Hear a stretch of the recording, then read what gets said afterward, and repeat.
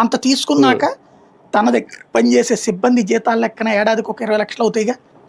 ఎట్లా లేదన్నా అవును అవును అవును. ₹1,00,00,000 పైన మళ్ళీ ఎమ్మెల్యే గారి లంచం లేదా నియోజకవర్గంలో హెడ్ లంచం, అట్లాగే ఎక్సైజ్ వాళ్ళ లంచం, అదొక ఇంకో 10 లక్షల రూపాయలు వేసుకోవాలి. 10 నుంచి 20 లక్షల రూపాయలు.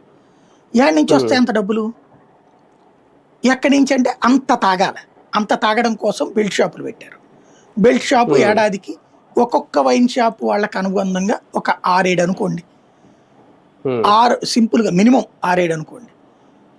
ఒక 6 ఇంటూ 5 లక్షల రూపాయలు, 30 లక్షల రూపాయలు వస్తే ఇందులో మళ్ళీ ఎమ్మెల్యేలు వాటాలు అడుగుతున్నారు ఈ అమౌంట్. ఇక్కడ ఇతనికి 80లో 30 తగ్గిందిలే అనుకుంటే, టోటల్గా ఖర్చు 1,20,000లో 30 తగ్గింది అనుకుంటే ఇందులో వాటా అడుగుతున్నారు 40%. మళ్ళీ నెలకింత కావాలంటున్నారు. నెలకంత లాభం రావాలి కదా. ప్రభుత్వం ఏం చెప్పింది అప్పుడు? చంద్రబాబు గారు 20% మార్జిన్ ఇస్తానన్నారు. అందుకే ఎగబడ్డారు జనం. 20% మార్జిన్. తీరా చూస్తే 20% మార్జిన్ ఉంది అక్కడ? లేదు. 20% మార్జిన్ లేకపోతే మరి ఎంతకిచ్చారు? 5% చేశారు ఫస్ట్లో. తర్వాత వాళ్ళందరూ ఫీల్ అవుతున్నారని 9 అన్నారు. తర్వాత 15 చేస్తానన్నారు. అది కూడా పెద్ద బ్రాండ్ల వరకు.